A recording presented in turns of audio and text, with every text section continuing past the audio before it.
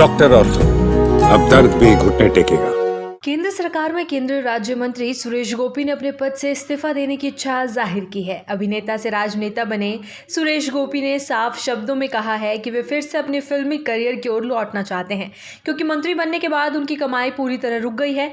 उन्होंने ये बात एक पार्टी कार्यक्रम के दौरान सार्वजनिक रूप से कही और साथ ही ये भी बताया कि उन्होंने कभी भी मंत्री बनने की इच्छा नहीं जताई थी। सुरेश गोपी फिलहाल केंद्रीय पेट्रोलियम एवं प्राकृतिक गैस तथा पर्यटन राज्य मंत्री के पद पर कार्यरत हैं। वे केरल से भारतीय जनता पार्टी के पहले लोकसभा सांसद भी है। उन्होंने पार्टी कार्यक्रम में ये बात खुलकर कही कि उनका राजनीति में आना एक तरह की परिस्थिति का परिणाम है और मंत्री बनना उनकी योजना का हिस्सा नहीं था। उन्होंने कार्यक्रम में कहा, मैंने चुनाव से ठीक एक दिन पहले पत्रकारों से बातचीत के दौरान ये स्पष्ट कर दिया था कि मुझे मंत्री नहीं बनना है, लेकिन शायद पार्टी को लगा कि जनादेश का सम्मान करते हुए मुझे एक जिम्मेदारी सौंपी जाए। मुझे लगता है कि यही कारण रहा कि मुझे मंत्री बनाया गया। अपने बयान में सुरेश गोपी ने कहा कि मंत्री बनने के बाद उनकी आय का मुख्य स्रोत पूरी तरह से बंद हो गया, जिससे उनकी आर्थिक परेशानियां बढ़ गई। उन्होंने कहा, मैं अच्छी कमाई करना चाहता हूं क्योंकि मेरे बच्चे अभी कहीं नहीं बसे हैं।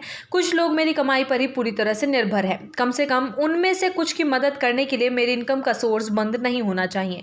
अभी ये लगभग पूरी तरह से बंद हो गया है। उन्होंने ये भी स्पष्ट किया कि उनका मंत्री बनने का कोई व्यक्तिगत लक्ष्य नहीं था। मैं इस पार्टी का सबसे युवा सदस्य हूं। मुझे याद है, मैंने 28 अक्टूबर 2016 को पार्टी की सदस्यता ली थी।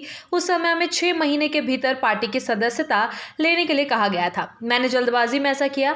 यह मेरी कोई पूर्व योजना नहीं थी। सुरेश गोपी ने अपने बयान में कहा कि उन्हें लगता है कि अगर उनकी जगह सी सदानंद मास्टर को मंत्री बनाया जाता है तो ये केरल के राजनीतिक इतिहास में एक नया अध्याय होगा। उन्होंने सदानंद मास्टर को एक योग्य उम्मीदवार बताते हुए उनके लिए अपनी जगह छोड़ने की सिफारिश भी की। गोपी ने कहा, अगर मुझे इस पद से मुक्त कर दिया जाए और उनकी जगह उन्हें यानी कि सी सदानंद मास्टर को मंत्री बना दिया जाए तो मुझे सचमुच विश्वास है कि केरल के राजनीतिक इतिहास में एक नया अध्याय लिखेगा। उन्होंने ये भी जोड़ा कि सदानंद मास्टर ने पार्टी के लिए दशकों से जो मेहनत की है वो मंत्री बनने की योग्य है। सुरेश गोपी की टिप्पणी उस समय आई जब वे बतौर सांसद केरल में पार्टी का प्रमुख चेहरा है। अभिनेता से राजनेता बने सुरेश गोपी ने अपने अभिनय करियर में मलयालम सिनेमा में कई यादगार भूमिका निभाए हैं और उन्हें दर्शकों का भरपूर प्यार मिला है। उन्हें लाखों प्रशंसक अब उनकी फिल्मी दुनिया में वापसी की उम्मीद कर रहे हैं। उनके इस बयान से स्पष्ट होता है कि वे अब सक्रिय राजनीति से एक कदम पीछे हटना चाहते हैं और अपने अभिनय करियर को फिर से संवारना चाहते हैं। मंत्री पद के कारण उनके अभिनय प्रोजेक्ट में बाधा आई है और उन्होंने ये संकेत दिया है कि अब वे फिर से उसी राह पर लौटना चाहते हैं जहां से उन्होंने पहचान बनाई थी। भाजपा के भीतर सुरेश गोपी का यह बयान निश्चित ही हलचल पैदा कर सकता है, क्योंकि वे दक्षिण भारत में पार्टी के लिए एक महत्वपूर्ण चेहरा माने जाते हैं। पार्टी ने उन्हें एक बड़ी जिम्मेदारी सौंपी थी,